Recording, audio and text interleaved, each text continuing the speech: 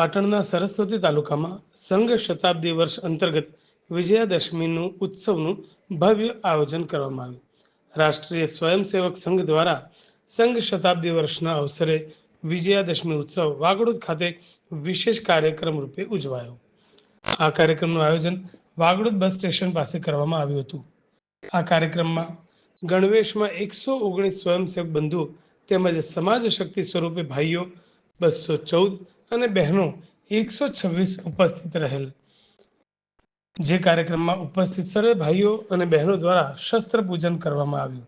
આ ઐતિહાસિક પ્રસંગે અતિથિ વિશેષ શ્રી તરીકે સંજયભાઈ ઓ જોશી ધારુસણ શ્રીમદ ભાગવત કથાકાર ઉપસ્થિત રહેલ, જેમણે રાષ્ટ્ર અને ધર્મ વિશે સુંદર વાત કરેલ। જ્યારે મુખ્ય વક્તા તરીકે વક્તા શ્રી જિગ્નેશભાઈ સોની, પર્યાવરણ સંરક્ષણ ગતિવિધિ સંયોજક, મહેસાણા વિભાગ, રાષ્ટ્રીય સ્વયંસેવક સંઘ, જેમણે વિજયાદશમી ઉત્સવ સંઘનો ઇતિહાસ, સંઘે કરેલા કાર્ય, સામાજિક સમરસતા, શતાબ્દી વર્ષ નિમિત્તે સંઘ દ્વારા પંચ પરિવર્તન દ્વારા સમાજમાં પરિવર્તન કરવા અંગે માર્ગદર્શન આપ્યું હતું। મંચસ્થ અધિકારીઓનો પરિચય તેમજ આભાર વિધિ શ્રી લાડજીજી ઠાકોર, તાલુકા કાર્યવાહક દ્વારા કરવામાં આવી હતી। વિજયાદશમી ઉત્સવનું જાહેર કાર્યક્રમ એક વાગડોદ મુકામે આજે રાખવામાં આવેલો હતો। એની અંદર સરસ્વતી તાલુકાની ધર્મપ્રેમી જનતા તેમજ ભાઈઓ બહેનો સ્વયંસેવક બંધુઓ ઉપસ્થિત રહેલ। આ કાર્યક્રમમાં વિશેષ અતિથિ શ્રી સંજયભાઈ જોશી, શ્રીમદ ભગવત ગીતાકાર ધારુસણ તેમજ જિજ્ઞેશભાઈ સોની, પર્યાવરણ ગતિવિધિ સંયોજક, મહેસાણા વિભાગ, રાષ્ટ્રીય સ્વયંસેવક સંઘ તેમજ અત્રે તાલુકાના અને જિલ્લાના અધિકારીગણ પણ અત્રે ઉપસ્થિત રહેલ।